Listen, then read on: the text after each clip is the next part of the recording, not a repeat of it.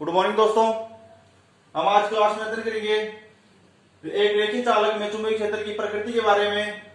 हमने कल chapter number 4 start कर दिया था और हमने बात की थी ओस्टोड के नियम के बारे में और चुंबकत्व के बारे में बता दिया था कि चुंबक क्या है और ये किसी पदार्थ को हम किस प्रकार से बता सकते हैं ये चुंबक का गुण दर्शा रही है। तो एक बार फिर से रिपीट कर रहा हूं दोस्तों कि जैसे कोई पदार्थ है तो हमारे को कैसे पता चलेगा कि ये चुंबक का गुण दर्शाएगी। एक तो इसमें लोहे की वस्तुओं को अपनी ओर आकर्षित करने का गुण होना चाहिए दोस्तों।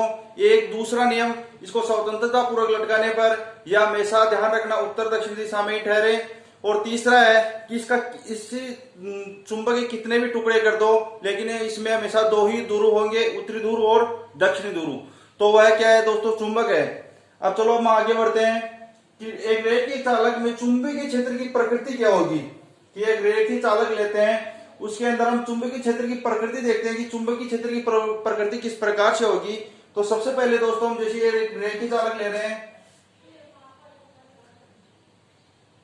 सबसे पहले एक गत्ता ले लेते हैं। हम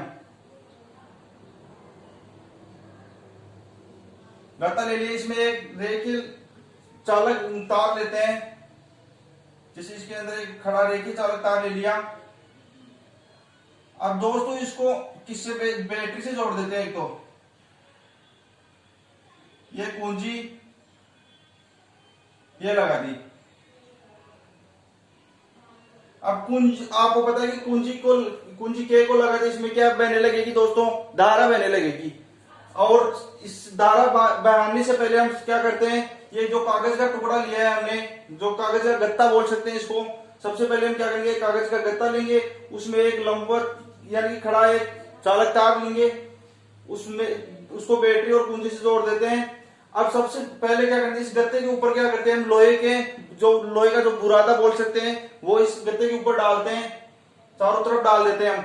और अब है कुंजी के को लगाते हैं हम, इसके कुंजी के को लगाते हैं, जिससे इसमें अंदर क्या होगी दोस्तों, धारा प्रवाहित होती है। ये लो इसमें धारा प्रवाहित हो गई।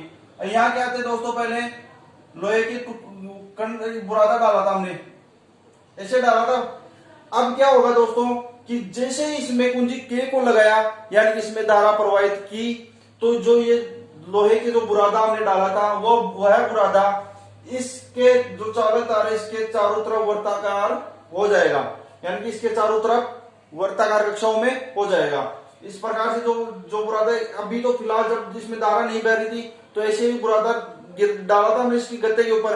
अब जब इसमें धारा प्रवाहित कर दी तो ये जो लोहे के जो बुरादा डाला था वह इस चालक तार के चारों तरफ वर्ताकार कक्षाओं में हो जाएगा। तो ये दोस्तों इसमें धारा प्रवाहित करने के बाद में ये जो लोहे का बुरादा था वो इस प्रकार से हो जाएगा चारों तरफ।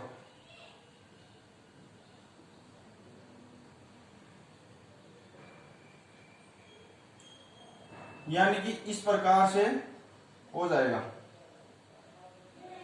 तो यह क्या है दोस्तों, चुंबकीय क्षेत्र की दिशा को व्यक्त करता है। कैसे पता चला? जब अब हम इसके पास में क्या लाते हैं दोस्तों, एक चुंबकीय सुई लाते हैं। इस लोहे के बुरादे के पास में जब हम चुंबकीय सुई लाते हैं तो वह उससे इसकी दिशा ज्ञात पड़ जाती है कि इसकी दिशा किस तरफ होगी। तो दोस्तों ये जब इसमें धारा इस तरफ बह रही है तो चुंबकीय क्षेत्र की दिशा इस तरफ होगी। तो ध्यान रखना, इससे क्या अर्थ निकल रहा है दोस्तों कि जब हम एक खड़ा चालक तार लेते हैं और उसके चारों तरफ जब लोहे के बुरादे रखते हैं उसमें धारा प्रवाहित करते हैं तो इसके चारों तरफ चुंबकीय क्षेत्र उत्पन्न होता है। वो है किस रूप में होता है, वर्ताकार, उसके चारों तरफ वर्तीय रूप में होता है, यानी चालक तार के चारों तरफ वर्तीय रूप में चुंबकीय क्षेत्र उत्पन्न होगा। तो ये हो गई दोस्तों एक रेखी चालक में चुंबकीय क्षेत्र की प्रकृति किस प्रकार की होगी। अब अगली बात करते हैं दोस्तों हम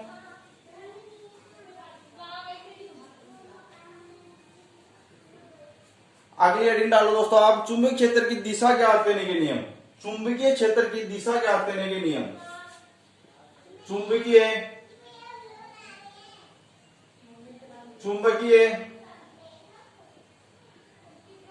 क्षेत्र की दिशा ज्ञात करने के नियम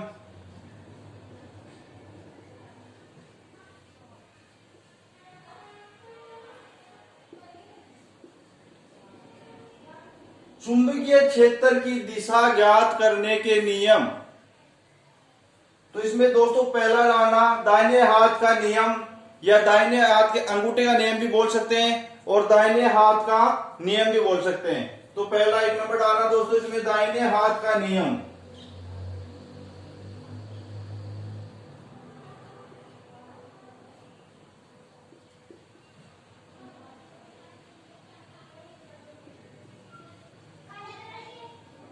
दाहिने हाथ का नियम, राइट एंड लो, दाहिने हाथ का नियम है, दाहिने हाथ के अंगूठे का नियम।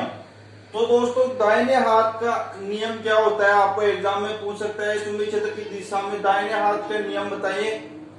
तो दाहिने हाथ का नियम, आगे भी नियम एक आपको ज्यादातर टीचर्स 2 नियम के बारे में बताते हैं, लेकिन बुक्स में 3 नियम और 4 नियम दे रखे हैं। हम 3 नियम के बारे में चर्चा करेंगे यहाँ पे। तो पहला हमारा दाहिने हाथ का नियम। तो दोस्तों दाहिने हाथ का नियम क्या होता है कि जब हम किसी चालक तार को दाहिने हाथ से, दाहिने हाथ कौन सा है दोस्तों, राइट हैंड, यही है ना हमारा, ये लेफ्ट हैंड है, ये राइट हैंड है। तो किसी चालक तार को राइट हैंड से इस प्रकार से पकड़े कि इसमें अंगूठा किस धारा की दिशा में हो, किस दिशा में हो दोस्तों, हमारा अंगूठा धारा की दिशा में हो, और जो मुड़ी हुई अंगुलियां हैं ये किसको दर्शाए दोस्तों, चुंबकीय क्षेत्र की दिशा को दर्शाएं। ध्यान से देखना दोस्तों कि इस चालक तार को हम इस प्रकार से पकड़े, दाहिने हाथ से इस प्रकार से पकड़े कि अंगूठा धारा की दिशा में, चालक में प्रवाहित धारा की दिशा में, जैसे चालक है तो इसको हम इस प्रकार से पकड़े दाहिने हाथ से कि अंगूठा चालक में प्रवाहित धारा की दिशा में हो, और मुड़ी हुई अंगुलियां, ये दोस्तों अंगुलियां मुड़ी हुई है, ये मुड़ी हुई अंगुलियां चुंबकीय क्षेत्र की दिशा को व्यक्त करें, चुंबकीय क्षेत्र की दिशा को व्यक्त करें। यही क्या है हमारा दोस्तों दाहिने हाथ का नियम है। तो दोस्तों इसमें डायग्राम देखना, जैसे ये चालक तार है, इसमें धारा का प्रवाह इधर हो रहा है, तो इसमें जब हम इसको इस प्रकार से दाहिने हाथ से इस प्रकार से पकड़ते हैं तो इस अंगूठा किसको दर्शा रहा है दोस्तों, ये लो धारा की दिशा ऊपर जा रही है तो अंगूठा भी ऊपर जा रहा है हमारा। तो अंगूठा धारा की दिशा में, और मुड़ी हुई अंगुलियां, ये अंगुलियां मुड़ी हुई है, ये किसको दर्शाए, चुंबकीय क्षेत्र की दिशा को। यानी कि चुंबकीय क्षेत्र की दिशा क्या होगी, ये अंगुलियां इस प्रकार की मुड़ी हुई है हमारी, इस प्रकार मुड़ी हुई है, तो ये चुंबकीय क्षेत्र की दिशा इस तरफ है। तो ये अंगूठा तो किसको दर्शा रहा है दोस्तों, धारा की दिशा को, और मुड़ी हुई अंगुलियां चुंबकीय क्षेत्र की दिशा को दर्शा रहा है। और दोस्तों आपको एक बुक्स में ये क्रॉस और डॉट के माध्यम से भी धारा चुंबकीय क्षेत्र की दिशा को दर्शा रखा है कि किस दिशा से किस दिशा में चुंबकीय क्षेत्र की दिशा हो रही है, दिशा है। तो दोस्तों ध्यान रखना, जैसे ये है, यानी कि इससे क्या पता चल रहा है कि चुंबकीय क्षेत्र की दिशा किस तरफ है, इस तरफ है। यानी इससे भी क्या पता चल रहा है कि चुंबकीय क्षेत्र की दिशा इस तरफ है, ऐसे अंदर जाके फिर बाहर की तरफ आ रही है। तो यह अंदर इस जो जिस तरफ जा रही है चुंबकीय क्षेत्र की दिशा जिस तरफ है, उसके लिए जो तीर का चिन्ह है वहां तो क्या होगा दोस्तों, ध्यान रखना, डॉट होगा, और यहाँ पीछे क्या होगा दोस्तों, क्रॉस होगा। ध्यान रखना यहाँ डॉट होगा और इसके पीछे क्रॉस होगा। तो यहाँ क्या है दोस्तों, यानी कि इस तरफ जा रही है, यानी कि ये पीछे क्या है दोस्तों, क्रॉस है। तो यहां तो क्या आ जाएगा दोस्तों, क्रॉस, और यहां क्या आ जाएगा दोस्तों, डॉट। ये हो गया, यानी कि चुंबकीय क्षेत्र की दिशा तो इस तरफ हो रही है और धारा की दिशा अंगूठे की दिशा में हो रही है, और चुंबकीय क्षेत्र की दिशा हमारी मुड़ी हुई अंगुलियां किसको दर्शा रही है, चुंबकीय क्षेत्र की दिशा को दर्शा रही है, और अंगूठा धारा की दिशा को दर्शा रहा है। यही हमारा क्या है दोस्तों, दाहिने हाथ का नियम है। तो एडी डालिए दाहिने हाथ का नियम, ये डायग्राम बनाओ जिससे आपको समझ में आए, और इसमें नीचे लिखना दोस्तों, डायग्राम बनाना, ये धारा की दिशा को दर्शा रही है, चुंबकीय क्षेत्र की दिशा को दर्शा रहा है। और इसमें नीचे लिखना दोस्तों, यदि हम अपने दाहिने हाथ से यदि हम अपने दाहिने हाथ से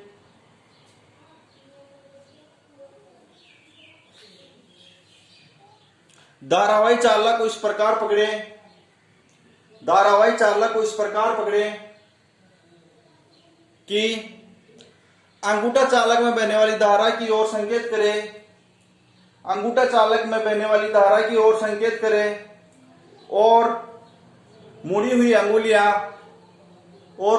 अंगुलियां चुंबकीय क्षेत्र की दिशा को व्यक्त करें, और मुड़ी हुई अंगुलियां चुंबकीय क्षेत्र की दिशा को व्यक्त करें। यही दाहिने हाथ का नियम है। अगला है दोस्तों हमारा, यह हो गया दाहिने हाथ का नियम। और अगला 2 नंबर लिखना दोस्तों, मैक्सवेल का दक्षिणावर्ती पेच नियम।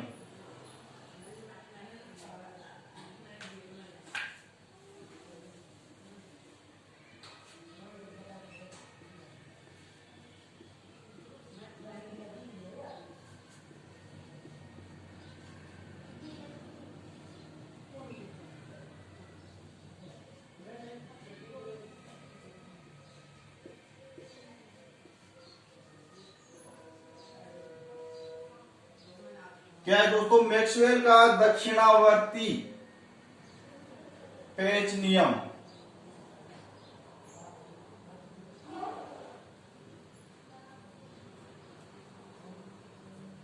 तो मैक्सवेल का दक्षिणावर्ती पेच नियम क्या है दोस्तों? ध्यान से देखना कि इसके नाम से पता चल रहा है पेच नियम, यानी कि जो हमने घरों में साधारण पेच देखे है ना, पेचकस बोलते हैं जिसको, पेच, उसी के आधार पे ऊपर ये नियम दिया गया है, उसको हम क्या बोल रहे हैं दोस्तों? मैक्सवेल का दक्षिणावर्ती पेच का नियम। तो इसको किस प्रकार से समझते हैं दोस्तों? जब हम किसी पेच को हम दाहिने हाथ से इस प्रकार से पेच, जैसे कोई यहाँ पे जो छोटे वाला पेच देखा है ना हमने, उसको कसने के काम में तो लेते हैं पेचकस को, छोटे पेच को कसने के लिए तो काम लेते हैं पेचकस को। जैसे ये छोटा पेच है और यहाँ इसको किससे कस रहे हैं दोस्तों? पेचकस से कस रहे हैं। तो इसको इस प्रकार से तो कसते हैं हम भाई, इसको इस प्रकार से तो कसेंगे ना। तो जब हम किसी पेचकस को दाहिने हाथ से इस प्रकार से पकड़े और इस पेच के ऊपर रख इस प्रकार से घुमाए कि जो हमारा जो ये पेच है, जो पेच का अगले वाला जो शिरा है वो किस दिशा में जाए दोस्तों? अंदर धारा की दिशा में जाए। तो अंदर की ओर जाए तो ये किसको दर्शाएगा दोस्तों? जब ये पेच का मुंह अंदर जा रहा है तो ये किसकी दिशा को दर्शा रहा है? धारा की दिशा को दर्शा रहा है। जो हम इस हाथ को घुमा रहे हैं, जिस दिशा में इस पेच को घुमा रहे हैं, तो पेच को घुमाने की दिशा किसको दर्शाएगी दोस्तों? चुंबकीय क्षेत्र की दिशा को दर्शाएगी। ध्यान रखना कि जिस दिशा में हम पेच को घुमा रहे हैं वह तो किसको? चुंबकीय क्षेत्र की दिशा को। और जिस तरफ हम धक्का देके जा रहे हैं, मतलब इस पेचकस का मुंह जिस तरफ हम धक्का दे रहे हैं, हमारे उस तरफ जिस तरफ इसका पेच का मुंह जा रहा है वह किसको दर्शाएगा दोस्तों? धारा की दिशा को दर्शाएगा। यही क्या है दोस्तों? मैक्सवेल का दक्षिणावर्ती पेच का नियम। तो ये इस तरफ इस प्रकार से घुमा रहे हैं दोस्तों, ऐसे इस प्रकार से।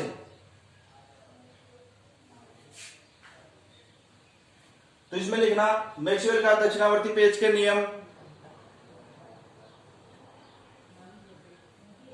इसमें लिखना दोस्तों, यदि हम अपने दाहिने हाथ में पेचकस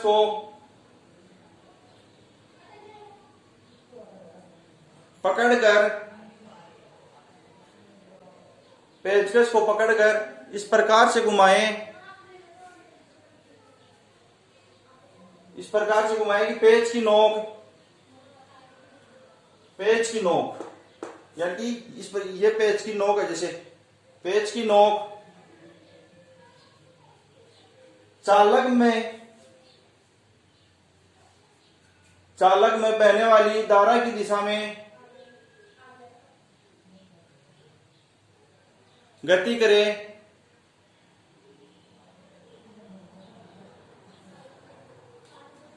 धारा की दिशा में गति करे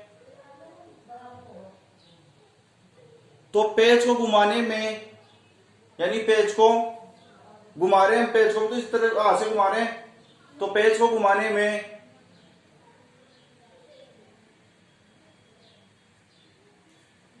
या पेच को घुमाने की दिशा इस दिशा में घुमा रहे हैं, पेज को घुमाने की दिशा चुंबकीय क्षेत्र की दिशा को व्यक्त करेगी, चुंबकीय क्षेत्र की दिशा को व्यक्त करेगा। यह हो गया हमारा दोस्तों मैक्सवेल का दक्षिणावर्ती पेच नियम। अब तीसरा है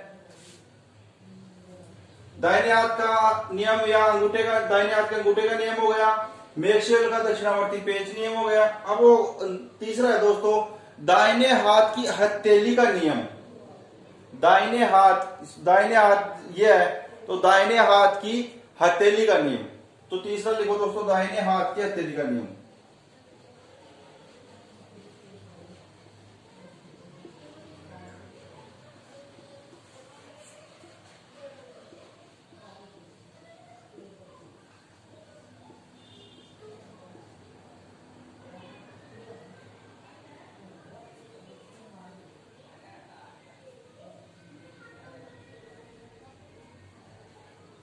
दाहिने हाथ की हथेली का नियम, चुंबकीय क्षेत्र की दिशा ज्ञात करने के नियमों में तीसरा है दाहिने हाथ की हथेली का नियम। तो दोस्तों दाहिने हाथ की हथेली का नियम क्या है, ध्यान से समझना। ये जैसे यह हमारा दाहिना हाथ है, तो दाहिने हाथ की हथेली का नियम क्या बोलता है कि हम अंगुलियों और अंगूठे को एक दूसरे के हमेशा इसमें लंबवत रखेंगे। दाहिने हाथ की हथेली के नियम में कि अंगुलियों को अंगूठे के लंबवत रखते हैं और अंगूठे को किस में रखते हैं दोस्तों, धारा की दिशा में। जब हम अंगूठे और अंगुलियों को एक दूसरे के लंबवत रखें तो अंगूठा किसको व्यक्त करेगा दोस्तों, धारा की दिशा को। और ये जो अंगुलियां हैं वह जिस बिंदु पर हम चुंबकीय क्षेत्र की दिशा ज्ञात करेंगे उसकी दिशा को ज्ञात कराए। यानी कि जैसे हम ये चालकदार है और ये कोई बिंदु P है, तो ये क्या बोलता है दाहिने हाथ के हथेली का नियम कि जब हम दाहिने हाथ की अंगुली और अंगूठे को एक दूसरे के लंबवत रखें तो ये अंगूठा है, ये बहने वाली धारा की दिशा को व्यक्त करेगा और अंगुलियां जिस बिंदु पर हमें चुंबकीय क्षेत्र की दिशा ज्ञात करनी है वह उस बिंदु को व्यक्त करेगी। ये उसी बिंदु को व्यक्त कर रही है जैसे इस बिंदु की तरफ जा रही है और ये अंगूठा इसमें बहने वाली धारा की दिशा को व्यक्त कर रहा है और अंगुलियां इस बिंदु की ओर इशारा कर रही है, यानी कि अंगुलियां उस बिंदु को व्यक्त करेगी। तो इसमें लिखना दोस्तों दाहिने हाथ की हथेली का नियम। एक बार फिर से समझ लेना क्या है दाहिने हाथ की हथेली का नियम कि हम दाहिने हाथ के अंगूठे और अंगुलियों को एक दूसरे के लंबवत रखते हैं जिससे हमारा अंगूठा इसमें बहने वाली धारा को व्यक्त करेगा और अंगुलियां जिस बिंदु पर हमारे को चुंबकीय क्षेत्र की दिशा ज्ञात करनी होती है उस बिंदु को व्यक्त करेगी। इसमें लिखना अब दाहिने हाथ के हथेली के नियम में यदि हम अपने दाहिने हाथ के पूरे पंजे को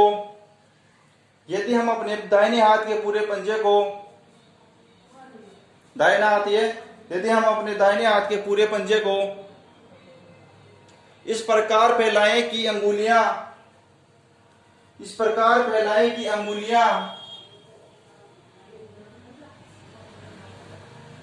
अंगूठे के लंबवत रहें, अंगुलियां अंगूठे के लंबवत रहें। इस प्रकार फैलाएंगे तो अंगुलियां अंगूठे के लंबवत रहेंगी। तो इस प्रकार फैलाएं कि अंगुलियां अंगूठे के लंबवत रहें। अंगूठा चालक में बहने वाली धारा की दिशा की ओर संकेत करें। अंगूठा चालक में बहने वाली धारा की दिशा की ओर संकेत करें। धारा की दिशा की ओर संकेत करें। अंगूठा चालक में बहने वाली धारा की दिशा की ओर संकेत करें और अंगुलियां एक बिंदु P की ओर संकेत करें और अंगुलियां एक बिंदु P की ओर संकेत करें।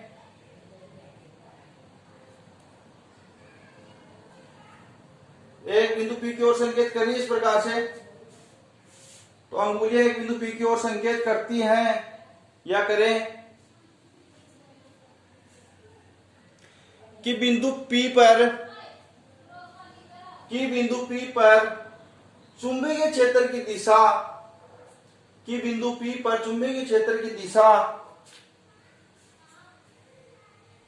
हथेली के लंबवत होगी।